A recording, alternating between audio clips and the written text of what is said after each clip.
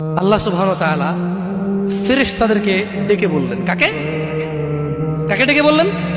ফেরেশতাকে, যে হে ফেরেশতারা, আমার কোনো বান্দা সে যদি গুনাহ করার ইচ্ছা করে, কি করার ইচ্ছা? তুমি লেখিও না।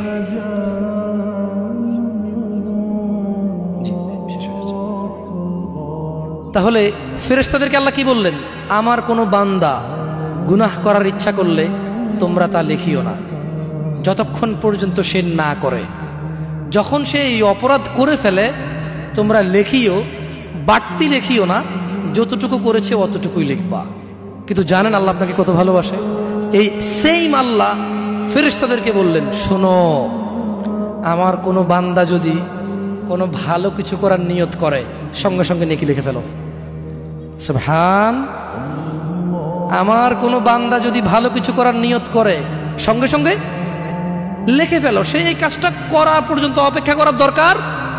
সে নিয়ত করছে, এটা করবে, মাদ্রাসায় দান করবে, মাহফিলে দান করবে, মসজিদে দান করবে, সিগারেট ছেড়ে দেবে, এখন থেকে ছেড়ে দিছে, প্রতিজ্ঞা নিছে, এখন থেকে মদ খাওয়া ছেড়ে দিছে, এই এখন এই মাহফিলে প্রতিজ্ঞা নিছে, ইনশাআল্লাহ তাআলা ফজরে আমার যা হয় হয়, মসজিদ আমার চেহারা দেখবে, আমি মসজিদের চেহারা দেখব।